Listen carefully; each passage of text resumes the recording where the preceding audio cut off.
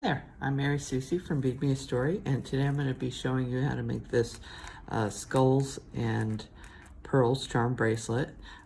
This is a first time beginner project, so anyone can do it.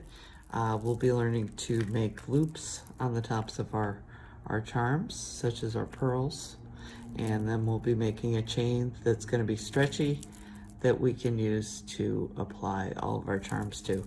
I wanted to show this with some other bracelets just to show you that this particular project makes a really great layering bracelet. You're gonna be able to wear this with lots of other cute bracelets that you have. You can see we have a larger scale skull, we have our polka dot bracelet here, and then our little dangle bracelet to wear on the bottom, which is usually where you want to wear your charm bracelets if you're going to stack your bracelets. So without further ado, let's go ahead and get started. Okay, so whenever you're making a piece that uses pewter, the very first thing you want to do is get out your Renaissance wax. This is just going to protect the pieces from tarnishing over time, and it's very quick to do. You're just going to get a little bit out of the jar. This jar lasts a very long time, and you just rub the pieces, rub the wax onto the pieces, okay? And try and get into the grooves as much as you can, but you know, you don't have to be perfect. This is gonna help it a lot. And just remember, even if you don't tend to have much tarnish on things, remember that people's body chemistries are different. So just because you don't have tarnish problems, that doesn't mean that other people won't. So especially if you're going to sell this and you don't know who it's going to, I'd make sure that anytime you use pewter that you use the microcrystalline wax and go ahead and rub it on all your pieces. You can also use it, if you really want to be a perfectionist, you can use it on all your head pins and eye pins and things like that too, and it'll help those as well. Okay, so once I've rubbed it on, then we can kind of buff it back off. So I like to give it a good rub back off, okay? And then just make sure all my pieces, it only takes a minute or two to dry. When you first get it out of the container, you know, it can be a little bit wetter, but as you go along, these dry real quickly and you'll be ready to go in just a matter of a few minutes. So you're gonna want to refer to your size chart that is inside the tutorial and see exactly how many of each of these you need. So you're gonna need twice as many pearls as you have skulls, okay? And in this step, we're gonna take out all of our eye pins and we're gonna place one eye pin onto every single bead that we're gonna need in this little charm bracelet. So when I put this on the skull, what I wanna do right away is I'll pick it up with my flat nose pliers and I'm gonna bend these as I place them on.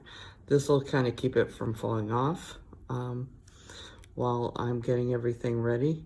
And I also like to lay out all my pieces at one time so that when I go to cut my wires, I can kind of have a ruler handy. I don't have to be perfect, but I can have a ruler handy so that you know, as I cut each of these off on the pearls and the skulls, that my loops are basically gonna all work out about the same size.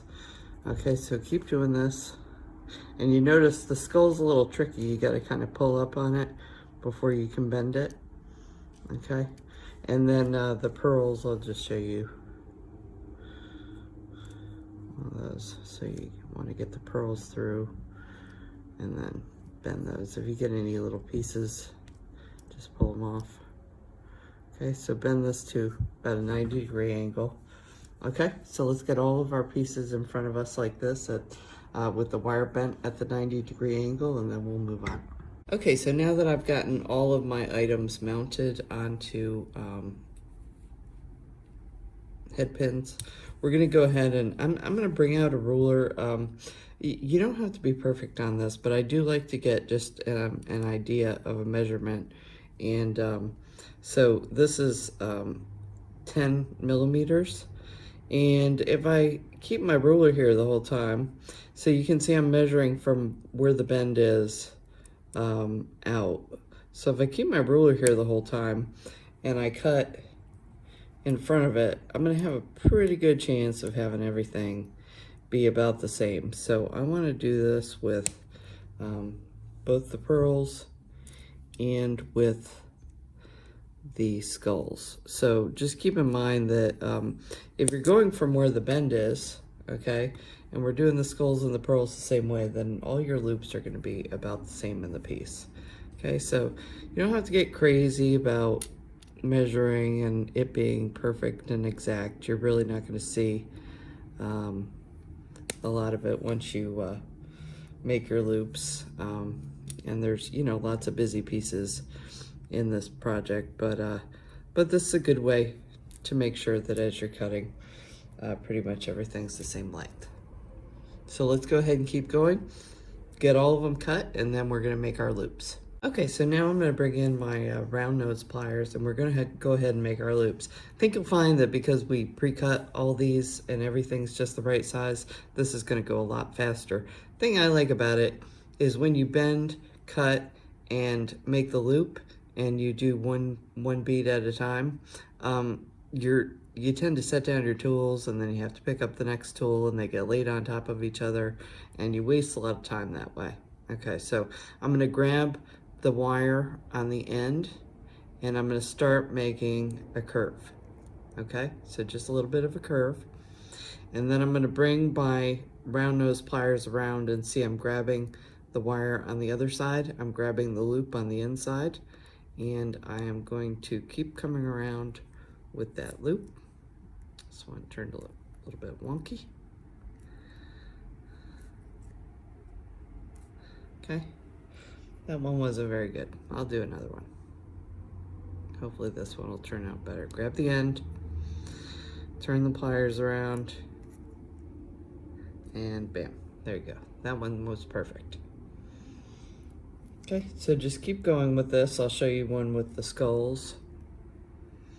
Okay, and grab the end, turn it a little bit, bring your pliers around to the other side, and there you go.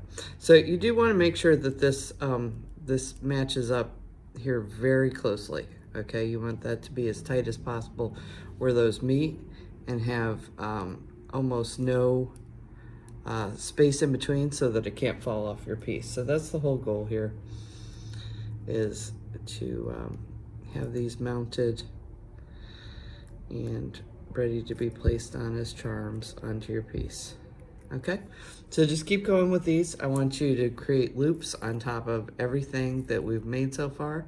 And as soon as we're ready with that, we'll move on to the next step of starting to build the bracelet. Okay, so we finally got all our pieces ready and I went ahead and laid this out for you so you could see the pattern. So we're gonna do a rubber O-ring, a metal jump ring, a rubber O-ring, a metal jump ring, and so on and so forth. On the first metal jump ring, we're gonna have a skull. On the second metal jump ring, we're gonna have 2 pearls. So there'll be one on the bottom. So this marks kind of the bottom of the bracelet. So this will be kind of hanging down towards your hand. And then the pearls, you have one above and one below. So that's gonna give it kind of a double dangle of the pearls once we get going. Okay, so to go ahead and get started, what I'm gonna do is I'm gonna pick up 1 O-ring, 1 skull, and 1 O-ring. And then I'm gonna close my jump ring. Okay, so that's my very first charm is now part of the chain. Okay, so if I spread that out. Now, the next jump ring is gonna get attached to this rubber O-ring and it's gonna have a new one. So the way I like to do it is I will pick up the jump ring. I like to pick up my first O-ring, then a pearl, then I'll pass through the existing chain, and then another pearl. Okay, so this way I make sure one of my pearls is on the top, one of my pearls is on the bottom. Okay, and close. All right, so very simple. This is a really easy first time beginner project. This gives you lots of practice with your making loops on the tops of things. Okay, so this one, let's do the same thing. We're gonna pick up our rubber O-ring and then our skull, and then we'll pass through the chain. And I want to kind of pay attention and make sure as I'm passing through this that this skull is staying at the bottom. Okay, that it's not on the opposite side of the chain from the other skull. Okay, and then we'll close. All right, and then I'm just going to do one more pearl set, and then we'll go off on our own and finish this thing, and I'll show you the very end how to finish it. So I picked up an O-ring, a pearl, pass through, pick up the last pearl or the second pearl, and close.